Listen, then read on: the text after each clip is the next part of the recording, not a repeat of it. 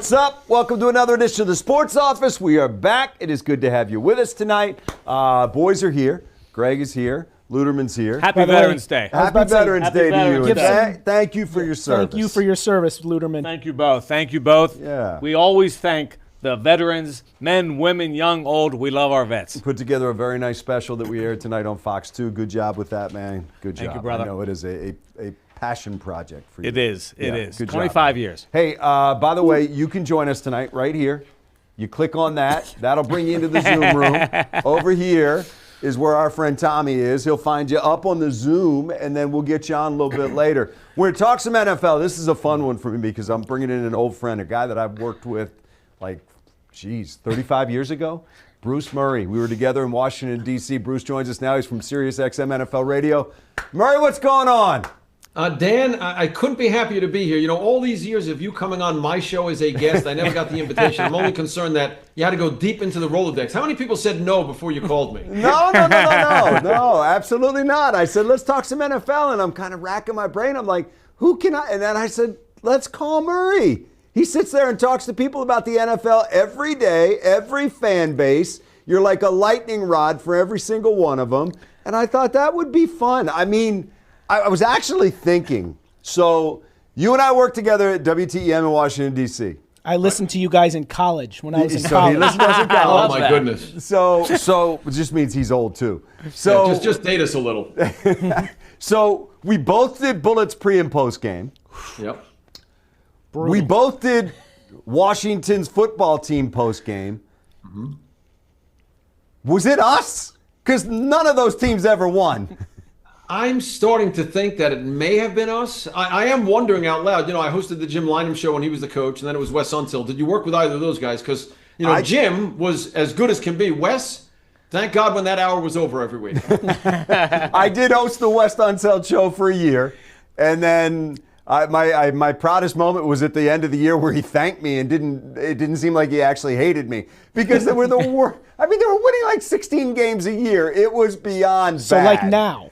Yeah, kind of like now. Kind of like now. Kind of like now. So it was difficult, but we cut our teeth. We had fun. We had a lot of friends back then that worked together. So it was a pretty cool thing. It was, you know, listen. Listen, one of the guys we loved that was just a dude was Tim Legler. Yep. And I remember when Legler got like the contract extension for the Bullets and he made a couple million and we called him and we're like, congratulations, man, it's unbelievable. Now he's #1 NBA team for ESPN. You know, it's pretty amazing because, you know, I'm sure at the time we were like, hey, congratulations, but is this where you want to invest your money? You know, he was an oft-injured shooting guard that didn't have, you know, skills outside of that. But I'll tell you, he does such a good job. He comes on my show, by the way, from time to time. He is a great football fan. Is that right? I mean, he loves the Washington Commanders. When there's something Commanders going on, occasionally he'll call, but oftentimes I'll reach out to him. He's a great football fan in addition to what he does for basketball. That's good stuff. Good stuff. And good memories, man. We had a lot of fun back in those days. Hey, let me ask you. I want to bring you in on this because for people that don't know, Bruce is on SiriusXM NFL Radio, noon to 3 daily, right? Yep. And you host with Rich Gannon? Rich Gannon, Kirk Morrison, and Ben DiNucci. Okay, so that kind of rotates in and out there. So somebody last night, we were sitting at a table, and somebody said, if you had to pick a Super Bowl champion right now, who would it be? And I got to tell you, it's a pretty tough question right now. Yeah, it's not easy at all. And I hate to say it, but I may default to the team that won last night, despite them being unimpressive. I think the Rams would maybe be my 1A, but, you know, You look at the best records. New England, Indianapolis, Denver in the AFC. I can almost guarantee you, Dan, if they run into Kansas City or Buffalo, we're all going to be picking Kansas City or Buffalo. Why? Because I trust Drake May, but he's a second-year player. Sure. Got to see him do it in a big spot. And I think in the NFC, you know, Philadelphia, it's never pretty, but they just know how to win. And I hate that cliche, by the way. I really do. I hate it. But it's true. True. Yeah, I don't know what else to say. Maybe the Rams or Seahawks are right there nipping at their heels because what they do on Sundays is extraordinary. But yeah, they've been there. They know how to do it.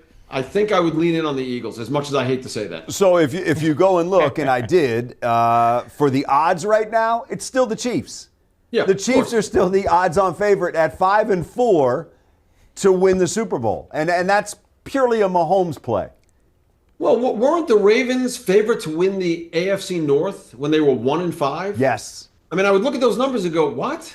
How can this possibly be? But I use this term, Dan, the eyeball test. You know what the Ravens are. You know what the Steelers are. I can't believe you trust the Bengals, even though they may get Joe Burrow back, or Cleveland. So you say, yeah, it actually kind of makes sense.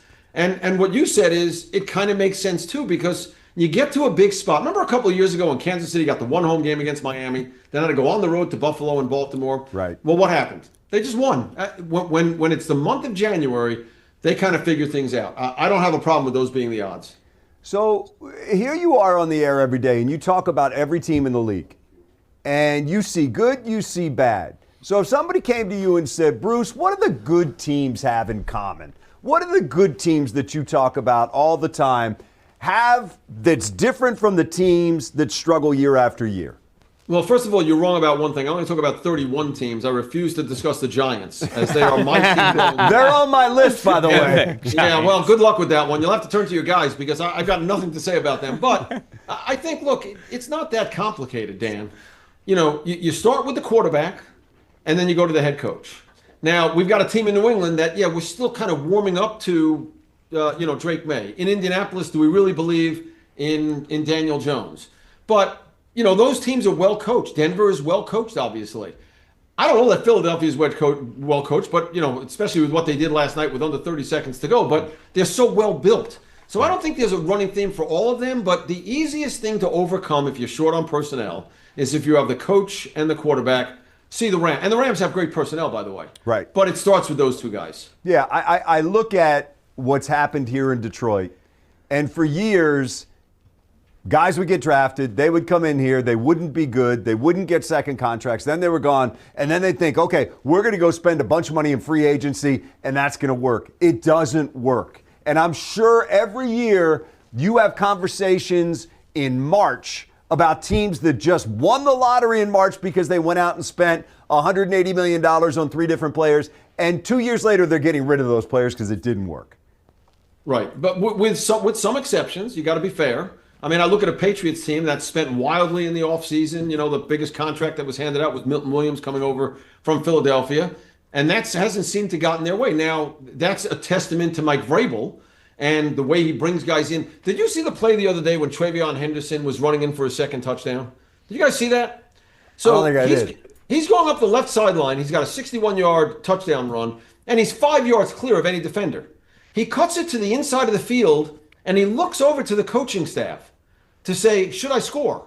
Drake May's telling him to go down. There's 1:30 to go, and he gets to go ahead to go into the end zone because it put him up 2 scores.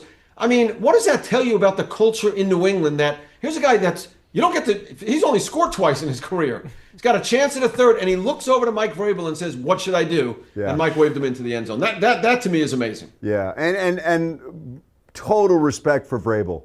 I mean, and you look at Tennessee, and they've fallen apart. They're going on to another coach, and yet this guy goes there and starts winning and just has them looking like a football team, which they did not look like for the last several years. Yeah, I mean, here's the deal. If you're going to make a change, you better get the next one right. And that's the challenge, because I don't know that there are 32 good quarterbacks.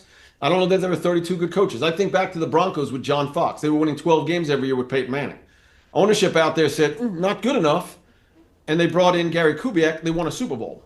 I think of the Marty Schottenheimer coach teams. He gets fired after a 14-2 season. Their instinct was, he's great, but he's not getting us over the top. That's fine.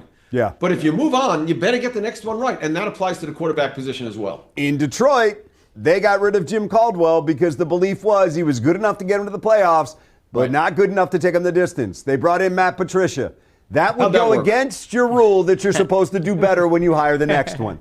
Yeah. How'd that work out with Patricia? I think he's selling like online encyclopedias now. I'm not sure. Anyway, sorry about that. Not particularly. I don't want to bring back bad memories for you guys. He might win a national championship at Ohio State, though. I mean, I think he's found his whatever, but it's one of those things. But I do have to bring up your Giants because it is the example this week, of firing Brian Daboll, but you're keeping this general manager and allowing him to hire another coach. That wouldn't come under the heading, Bruce, of sound management that we're trying to say has to be in place to run a team, right? Okay, I don't disagree with that. And you can only imagine what the reaction was from Giant fans in the New York area. Wait, we're getting rid of this guy, but we're keeping the guy he came on with and letting him hire the next coach. Listen, Dan, you know this. I don't know what goes on behind closed doors. I don't know what Tish and Mara are talking about. I don't know what their conversations like with Joe Shane. I don't like it. I think this team needs a fresh start. Maybe they look at him as a guy, and of course the comment was, he's built a nice young nucleus of talent. And listen, it's quite possible Jackson Dart saved his job because it looks like he got that right. Cam Scadaboo was playing well. Malik Neighbors last year. I mean, there's a couple of guys, but I think there is some fear of what you're saying that, how's that going to work out with him? Only time will tell. I think he's a good football guy. I don't think he's a complete idiot, so maybe he'll have the instincts to bring in a guy that figures it out and wins. But I think everybody had a side eye to that one in New York. I'm not watching it every week. I know you're there. I looked it up today. Abdul Carter's got a half a sack in like 476 snaps. Are there concerns? No, I don't think there are concerns. Not only are there not concerns, Dan, I think it's weird. I think in 8 weeks, we may still have him on the short list of Defensive Rookie of the Year. Now you're going to say, whoa, what? So, obviously we have all these analytics now. He's been great with pressures. He has forced a lot of penalties, holding calls especially against the other team. And he's definitely disruptive. Okay. I think sacks, I don't want to say that there's an element of luck because Myles Garrett always gets them. TJ Watt always gets them. There's an element of the instinct of where's the guy going, where's he going to be, et cetera. But look what he's done for Brian Burns. I mean, if you don't think that's a product of making plays for the other guys.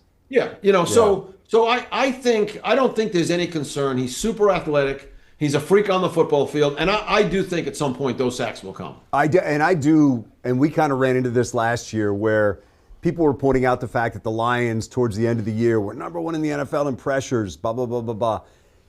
At some point, you do have to get the quarterback on the ground. And I'm not speaking specifically about Abdul Carter, but I'm saying there is a difference between the pressure and putting them behind the downsticks.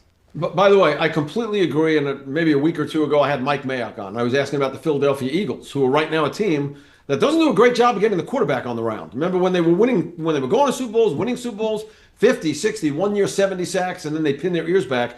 They're not doing that this year. And Mayock's response was, yeah, but they get a lot of pressures. And I responded the same exact way. So we're talking about two different things because pressures may not help you right now. But I do think Abdul Carter is showing more than enough to be a guy that is eventually going to get the quarterback. They're indicative you're in the area, at least. Exactly. And you're saying as you get experience, you may close that deal. But you're also not getting them if you're in too many close games or you're behind. The teams that are getting a ton of sacks are the ones that are ahead and the other team has to pass a lot. There's definitely some of that, too. There's definitely some of that. Are you saying the Giants don't often have leads? Which is really not true. I mean, the Broncos, the Cowboys, and the Bears, they let all those teams. How is our guy AG playing with the Jets? Because I'm seeing some of these press conferences, and I look at it and I say, man, Aaron, didn't you watch Dan Campbell, who's the absolute best in the world at the podium, and you're up there picking fights with people? Yeah, I think he's made some rookie mistakes, and I don't think there's a guarantee that he'll clean those rookie mistakes up. I don't think it's just at the news conference with the quarter. You know this, Dan. Quarterbacks, how you manage that position will get you fired in this league. Sure. Not saying who my quarter. I mean, that whole joke about I'm not going to tell you who it is until Sunday because people fear those two quarterbacks in New York. We're going to have to adjust our game plan. Is a little crazy. I think he's mismanaged the clock at the end of first halves. I think there's a sentiment, and you know this, that, well, look what Detroit was in the first year under Dan Campbell. They were 0-10-1, right? And then turned it around. Right. But you know what they had? They had Jared Goff. They had a cornerstone of a team that they believed in. They added Amon-Ra St. Brown. They added Jameer Gibbs. Penei Sewell and Taylor Decker were there. That's it. Frank Ragnow was there, yeah. Trust me when I tell you, the Jets do not have their quarterback on the roster right now. And that's a game of chance. You got to get it right. They're going to do it again, but you got to get it right. And that's the hardest thing there is to find. Bruce, great stuff, man. It's great to catch up with you. I appreciate it greatly, man. This reminds me. I want to come back days. and talk to the two guys on the couch. Can I do that at some point? Yeah. I had to let Listen, trust me. I've said everything there is to be said to Dan. I'm kind of talked out. So next time I come back, I'm with you guys on the couch. I feel like I'm in college and again. nobody's going to come in and yell at us, Bruce, like happened one time for making fun of the sponsors. Remember that? That wasn't good. Quite well. That wasn't good. I won't mention the name, but yes. Yeah, there was an F word involved in that, directed at us about the sponsors, which wasn't good. Yeah, so we'll just leave that one alone. Bruce, you're the best, man. Appreciate Well done. you. Well done. Anytime. Really enjoyed it. All right, good stuff. Bruce Murray joining us right there. You can check him out every day, SiriusXM NFL Radio. He is on noon to 3, so check him out. Check us out when we come back. We want to check you out right there on the Zoom link, and we'll put you on the show. Z taking us to break. House band firing it up.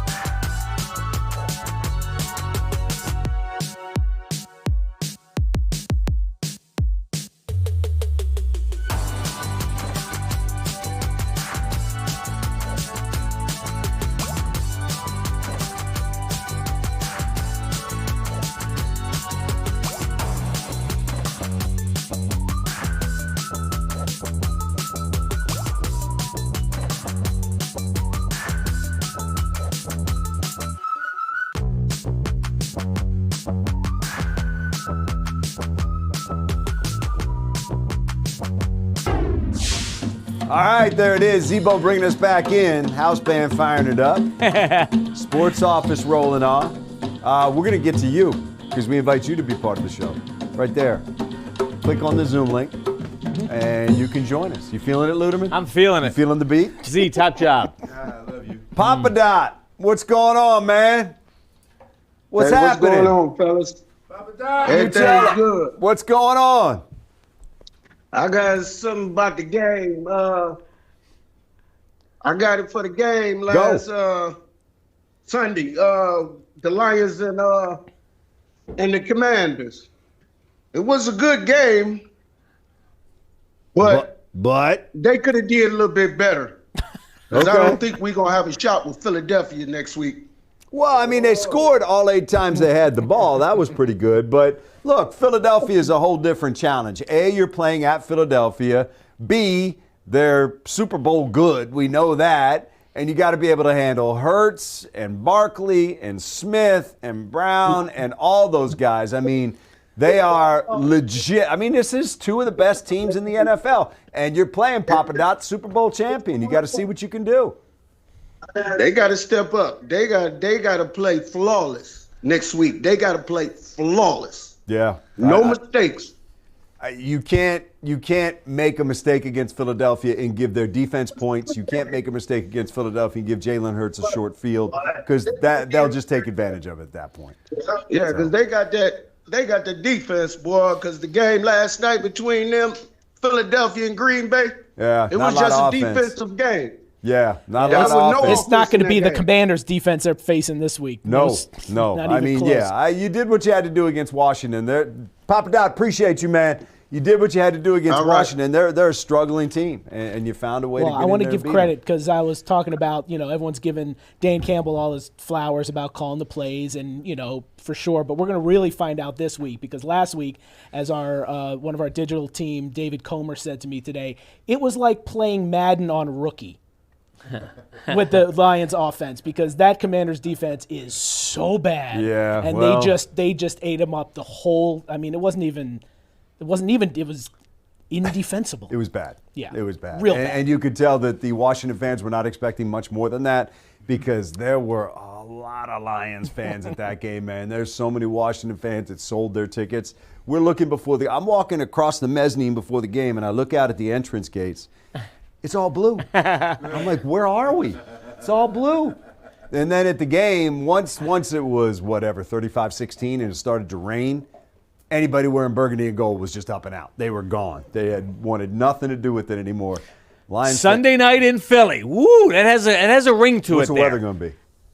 Brisk and cold. Brisk and cold? Yeah. You think so? Okay. You're just guessing. I right? just guessed on that one. I wasn't ready. Now you asked me many things, Weather but, guys. but I'm gonna look it up while you're chatting. I'm gonna look it up. Ludeman usually just says partly cloudy, right? Well, I do. I mean, when in doubt, say partly cloudy. I mean, because that can mean mostly sunny. Anything. It can mean anything. Partly cloudy is just a coverall, right? But this time of the year, The weather guy gets exposed right here. I was exposed. I just wasn't ready for that question. That's all right, I'm going to be man. honest. I mean, honesty, So wait a minute. I'm putting it in there. I'm going to press Philadelphia. Fox and 2 now, has the honest weatherman. Yeah, we do. Here it is. What do you a got? Chance Sunday. of rain. A chance of rain Sunday night, 42. It's going to be 42 degrees? But a chance of rain. That is 42 would be It's going to considered be brisk and chilly. So there you go. There you go. I'm going to go back to You where can guess. I'm going to put my flag in there. You can guess Brisk and and you can chilly. be exactly right. There you go. Who we got? Anybody in there wants to yak? Nick? Nick! Nick! Nick. Nick! What up, Nick? What's up? Oh yeah, man. What's going on? Unmute. Unmute How yourself. y'all, There how you y'all go. doing tonight? Oh, right. we're good, man. What's going on? Not too much. So I want to talk about what's going on with the Pistons and where we go from here. Keep winning, man. That's where you go. yeah, You keep we just winning. got to keep winning. I mean, they were a beat-up team last night playing another terrible Washington team, unfortunately. And they took care of business. I mean, they were down big. It didn't look great, but they figured it out. Yeah, But that's- Kate you know what? You Cunningham gotta just do that had the best sometime. worst game, I think, in NBA history. Shooting 46 points, 14 for 45 with a triple-double. I think I read that's the today best that worst was the game. most missed shots ever. Yeah. Yeah. It was. It happens. Because we looked up last night what the most shots ever taken was. It was 50. I think it was 50 by Kobe. Kobe Right, has like that's right. 6 of the top 10 most shots taken in a game records. Read me the first 3 of Kobe Bryant's rules right behind you. Read me the first 3. What do you got, Nick? Read me the first 3. Get better every single day. Love it. Prove them wrong. Work on your weakness.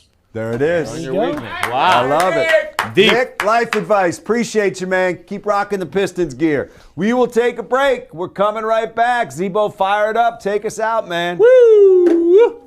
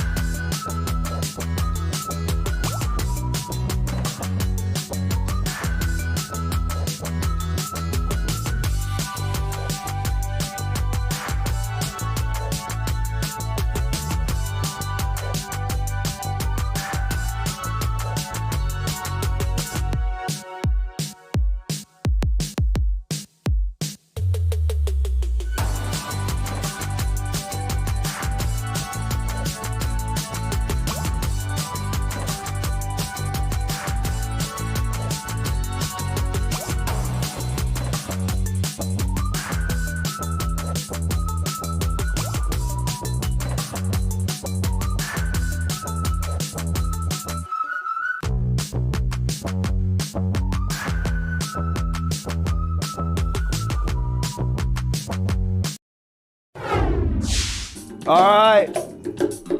Zebo bringing us back in. Glad you guys are with us. Final minutes of the show here. You know, we were just talking about the NFC and the NFC North, and really you can say the whole NFC. There's going to be so much attrition from here on out. These teams are going to beat each other up. There's going to be losses. There's going to be ups and downs. I mean, these schedules are so tough. Seattle's got the Rams twice. Lions still got to go to Minnesota. Green Bay's got to come here. You were talking about Thanksgiving Day. Chicago's still got to play Packers twice. Oof. You know, and believe me, they don't like each other after Ben Johnson invoked the name of Matt LaFleur in his opening press conference. So they're going to be looking for that. But it'll be fun. Yeah. Well, if the Lions can have their attrition that they had injury-wise now and then can get as healthier as the season goes on, they'll be in a good spot. Well, they should be getting healthier. They're getting guys back. They should be getting Rodriguez back maybe this week. Davenport getting back soon. Reed getting back soon. So should be good. Should be good. Luderman, again, 10 seconds. Thank you. Happy Veterans Day. Thank you. Happy man. Veterans Day. All Thank right. you, Greg. Thank We're you, out of here. Thank you, Thank gentlemen. you for joining us. We'll see you again tomorrow night on The Sports Office. Woo!